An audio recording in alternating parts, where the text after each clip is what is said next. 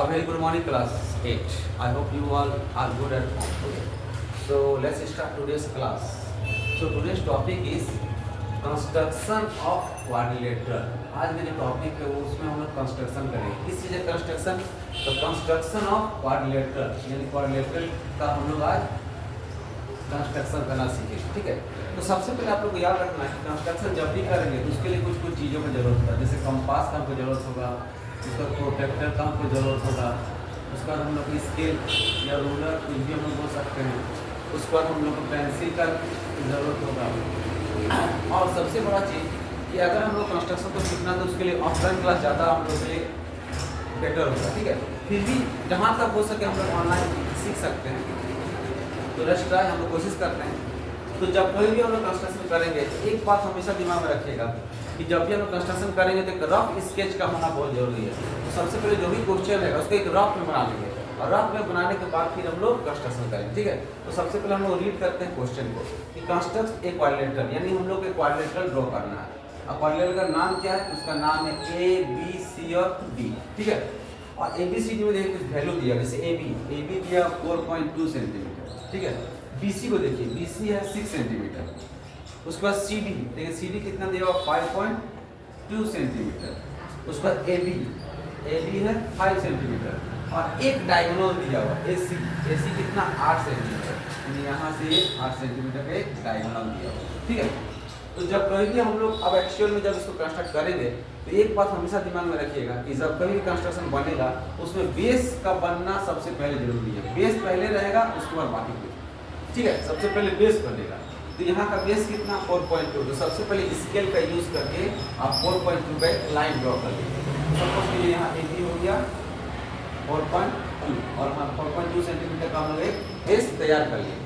अब बेस तैयार करने के बाद क्या करेंगे? हम लोग प्रोटेक्टर का यूज करेंगे, सॉरी कंपास का। अब कंपास से हम लोग क्या करेंगे? कंपास से हम लोग एक आर्क बनाएंगे।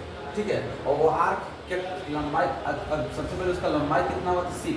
तो BC एक लाइन ड्रॉ करके हम लोग एक BC से एक आर्क ड्रॉ करेंगे। तो यहाँ से मान लीजिए 6 कुछ ऐसा होगा, तो यहाँ पे एक आर्क बना के हम लोग छोड़ देंगे, जिसका लेंथ यहाँ से लेकर यहाँ तक का लेंथ कितना होगा 6 सेंटीमीटर, जो हम लोग कंपास से ड्रॉ कर लेंगे। उसके बाद हम लोग सबसे पहले डायगोनल ड्रॉ करेंगे, जो AC है, AC कितना 8 है। तो फिर हम लोग क्या करेंगे? कंपास के थ्रू 8 सेंटीमीटर तक उसको खोलेंगे और फिर यहाँ से 8 सेंटीमीटर यहाँ कट कर देंगे। और कट करने के बाद यहाँ पे जो पॉइंट होगा इसको ऐसे करके ड्रॉ कर देंगे और इसको ऐसे ड्रॉ कर देंगे। तो इस तरह से हम लोग का BC 6 सेंटीमीटर तैयार हो जाएगा और डायगोनल जो है वो 8 सेंटीमीटर वो भी तैयार हो जाएगा, यानी कि डायगोनल और एक साइड हम लोग का बन जाएगा। ठीक है, अब बनने के बाद फिर हम लोग क्या करना है? अब हम लोग अभी भी 2 साइड बचा हुआ। तो देखिए CD का लेंथ कितना 5.2, तो फिर से हम लोग क्या करेंगे? कंपास के थ्रू 5.2 फिर एक आर्क ड्रॉ करेंगे। तो यहाँ से अगर 5.2 एक आर्क ड्रॉ करते तो मान लीजिए यहाँ पे एक आर्क बन जाएगा। ठीक है, और जैसे बन जाएगा तो फिर AB कितना, देखिए AB है 5 सेंटीमीटर। फिर हम लोग क्या करेंगे? रूलर और कंपास के थ्रू 5 सेंटीमीटर का एक लाइन बनाएंगे और क्या करेंगे? यहाँ से 5 सेंटीमीटर एक आर्क यहाँ से काटेंगे।